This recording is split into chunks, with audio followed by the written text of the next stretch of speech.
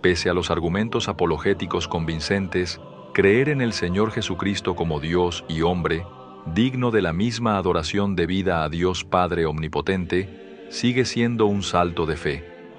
Es una gracia inmensa contar con una fe auténtica, y un creyente sincero merece cierta admiración, sea católico, luterano, evangélico, ortodoxo, pentecostal o adventista. Sin embargo, la elección de pertenecer a una iglesia particular no es un asunto sin importancia. Cristo fundó una iglesia, no una filosofía ni un movimiento. En el primer siglo, los cristianos estaban bajo la autoridad de los apóstoles y sus sucesores directos, o estaban fuera del cuerpo de Cristo. No existía el concepto de cristianos regenerados, esparcidos entre varios cuerpos eclesiásticos. Por lo tanto, no hay precedente bíblico ni histórico para afirmar que todos somos agradables a Dios, a pesar de nuestras posturas irreconciliables. Pero la pregunta del millón es, ¿cómo sabemos cuál es la iglesia establecida por Cristo y cómo sabemos si ha resistido los ataques del demonio que pretende empujarla hacia la herejía? A continuación, proveeré un método bíblico histórico para reducir las iglesias potenciales a un número manejable. Con este video pretendemos facilitar grandemente la tarea de hallar la verdadera iglesia. No será necesario discernir entre miles de denominaciones, sino entre un puñado de candidatas viables. Sin más preámbulo, procedamos bajo la luz del Espíritu Santo en esta sagrada investigación. Aunque San Pablo la mencionaba a menudo, el Señor Jesucristo solo utilizó la palabra iglesia 2 veces en sus discursos registrados. De esas 2 ocasiones, Mateo 16, 18 es la más relevante, ya que el Señor dice explícitamente que Él funda la iglesia, que ésta es fundada sobre la roca y que las puertas del infierno no prevalecerán contra ella. Para mí, la roca en cuestión es San Pedro, cuyo nombre literalmente significa roca, pero no nos detendremos en esa parte, sino en la última. Las puertas del infierno no prevalecerán contra ella. Sabemos que los poderes del infierno buscan la perdición de las almas a través de la herejía, la apostasía y el pecado. La promesa de Cristo asegura que Él no permitirá que la totalidad de la iglesia caiga en esas cosas. A saber, la promesa de Cristo es una promesa de perpetuidad.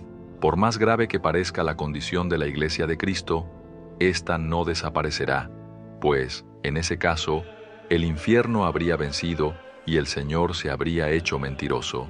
Con este simple argumento lógico, descalificamos a la mayoría de las iglesias y sectas que existen. Si Cristo protege a su cuerpo místico con su asistencia divina, es un insulto decir, la iglesia apostató en esta fecha y he venido para restablecerla, lo cual es el típico pretexto de los sectarios. El Islam, el mormonismo, el adventismo y los testigos de Jehová comenzaron así.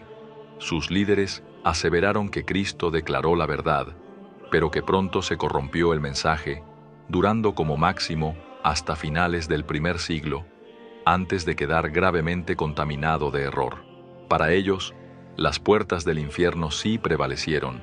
Justo por esa razón, no podrían simplemente unirse a la verdadera iglesia, pues, según su lógica, la verdadera iglesia apostató, fue vencida, y les toca a ellos refundarla.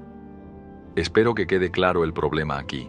Estos líderes se declaran fieles a Cristo al mismo tiempo que niegan sus palabras. Cristo fundó una iglesia que prometió proteger, pero ellos actúan como si solo hubiese predicado una ideología. Este problema no se limita a las sectas, sino que se extiende a las iglesias protestantes. El movimiento evangélico es notorio por la fundación de iglesias independientes, cuya teología se basa en la interpretación bíblica de su fundador. Sus creencias niegan, de facto, que Cristo haya establecido una iglesia, del mismo modo que lo hacen los sectarios. Si se les pregunta dónde estaba la iglesia verdadera antes de la fundación de la suya, no pueden dar una respuesta concreta. Su comprensión histórica no abarca los siglos transcurridos entre la era apostólica y la creación de su organización moderna. Los evangélicos honestos tendrían que concluir que la Iglesia verdadera naufragó en algún momento, lo cual es la única justificación para crear una nueva institución. Por desgracia, este acto en sí los pone en oposición a Cristo.